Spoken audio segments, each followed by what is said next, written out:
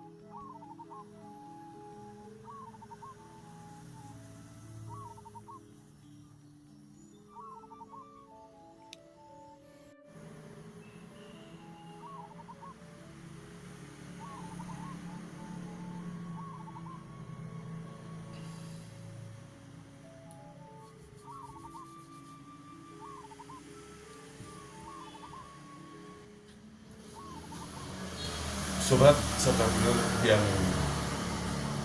senantiasa dirahmati Allah,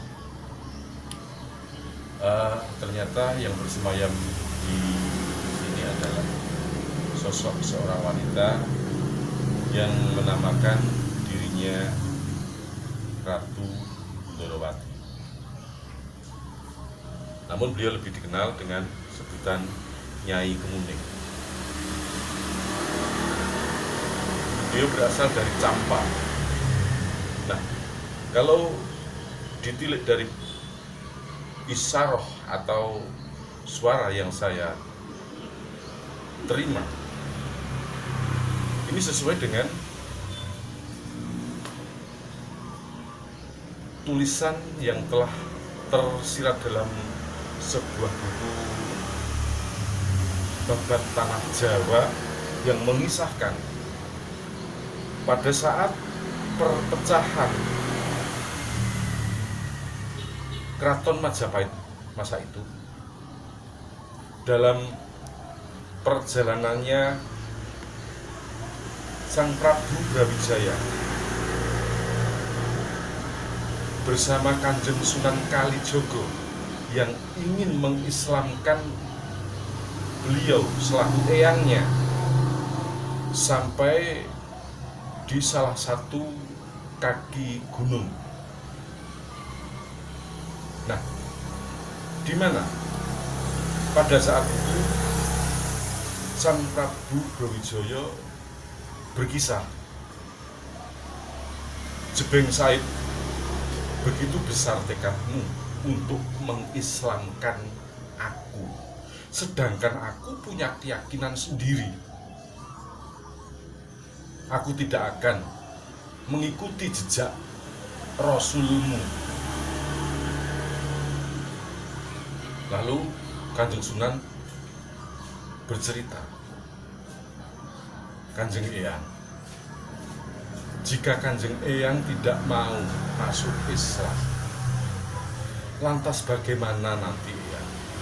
Saya sebagai cucu Kanjeng Eyang yang harus bertanggung jawab untuk menghantar Kanjeng Eyang menghadap surga Sangkolit. Maka saya mohon sekali lagi Kanjeng Eyang, jadilah pengikut Muhammad, masuklah ke dalam ajaran Islam. Baiklah Syahid, jika memang itu kehendakmu, aku berserah diri kepadamu. Apapun yang kamu ajarkan akan aku turuti. Lalu Sang Brawijaya dengan syarat dipotong rambutnya, namun rambut ini tidak tidak mempan, kebal terhadap pisau tajam. Maka kembali lagi Sunan Kalijogo berkata, Kanjeng Eyang, ternyata Kanjeng Eyang untuk mengikuti ajaran Rasul tidak lahir batin. Nampak dari rambut Kanjeng Eyang yang masih belum bisa dipotong. Baiklah Said, aku ikhlas. Jika Kanjeng Eyang Prabu Brawijaya ikhlas, maka tirukan saya. Lalu Brawijaya mengucap syahadat seperti yang diajarkan oleh Kanjeng Sunan Kalijogo, asyhadu alla ilaha illallah wa asyhadu anna Muhammadar Rasulullah. Ingsun nyekseni ora ana sesembahan lan ora ana pangeran kejaba mung Gusti Allah. Lan ingsun uga nyekseni yen to Muhammad iku sejatine utusaning Allah. Nah, di saat selesai syahadat itulah keluar semacam kodam yang selama ini senantiasa menjaga kekuatan Sang Prabu Brawijaya yang bernama Sabdo Palon dan Noyo Genggo. Sabda Palonoyo Genggong pun berkata, Sinuwun, selama ini sejak kamu lahir saya senantiasa tidak berpisah dari ragamu. Saya selalu mengikuti jejak susah hingga senangmu. Namun pada saat ini kamu berubah keyakinan, maka sampai saat ini aku akan meninggalkan dirimu, ya Brawijaya, dan aku akan kembali ke wetan, yang artinya kawitan. Namun pada 500 tahun kemudian aku akan kembali lagi untuk menagih janji. Nah, pada saat itu Brawijaya seperti lemas badannya, laksana daging tanpa tulang, menangis, menyesali segala apa yang terjadi. Sebagai seorang cucu dan waliullah Kanjeng Sunan Kali paham, maka beliau pun menyambut, duh Kanjeng Eyang Prabu Brawijaya, pada saat dulu panjenengan sebagai sesembahan saya, dan hingga sampai saat ini panjenengan pun tetap sebagai panutan saya. Kanjeng Sinuwun, yang lalu biarlah berlalu. Mari kita jelang kehidupan yang lebih cerah dan kembali ke kerajaan Majapahit, atau panjenengan menjadi satu dengan putranda yang berada di Demak Bintoro. Said, aku tidak akan kembali ke Majapahit yang sudah porak-poranda. Bahkan aku tidak akan mampu melihat tangis para kawulaku.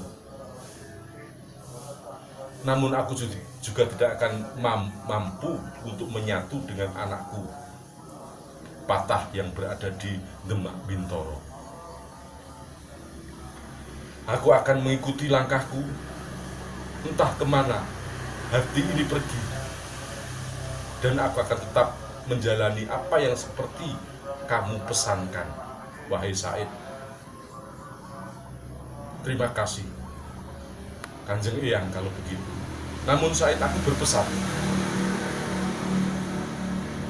pakaian ini aku lepas dan makamkanlah di Astana Praloyo atau di Troloyo, Trowulan. Berikan batu nisan yang besar,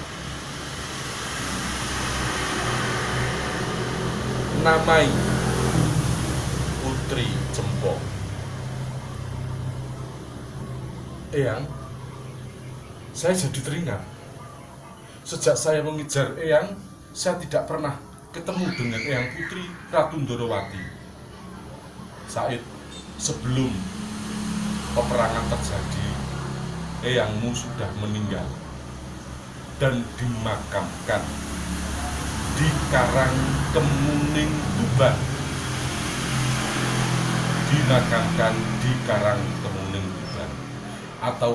Adapun mengapa petilasan saya harus diberi nama Putri Cempo? Karena saya sudah merasa diwadonkan, diperempuankan oleh keturunan atau anak saya sendiri, yakni Bapak Patah. Saya tidak dianggap sebagai bapak, saya tidak dianggap sebagai pengayom, tapi saya dianggap sebagai wanita. Maka berilah nama petilasanku nanti sebagai Putri Cempo. Sahabat subscriber yang senantiasa dirahmati Allah, jika panjenengan menelusur cerita saya dari awal tadi, maka sambungannya adalah Karang Kemuning, Tuban. Ini adalah Karang itu wilayah, Kemuning sebagai wujud nama sebuah perdukuhan, dan Tuban adalah wilayah. Maka disinilah Putri Cempo, Ratu Ndorowati yang sebenarnya. Dan di makam ini setiap tahun senantiasa dihadiri oleh para jamaah dan didatangkan pembicara-pembicara yang cukup punya nama. Pada saat nyadran atau sedekat digelar pengajian akbar. Dari kisah tersebut kita bisa melihat bagaimana Ratu Ndorowati yang pada saat peperangan di Majapahit dia masih sempat mensiarkan agama Islam dengan para santriwatinya hingga terdampar di Kabupaten Tuban. Rela mengembangkan agama, meninggalkan suami yang sebenarnya adalah seorang raja. Namun itulah kenyataan. Manusia hanya bisa menjalankan, manusia hanya bisa melakonkan sutradara kehidupan, hak semata dari Allah Subhanahu wa Ta'ala.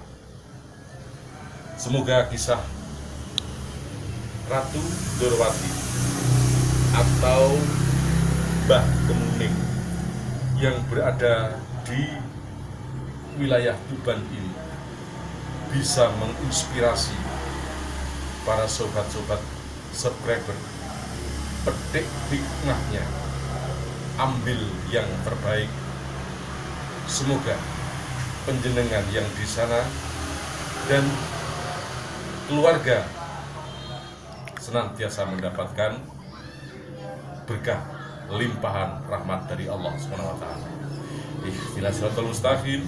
Billahi wa taufiq wal hidayah. Wassalamualaikum warahmatullahi wabarakatuh. Rahayu, rahayu, rahayu, sakur umat.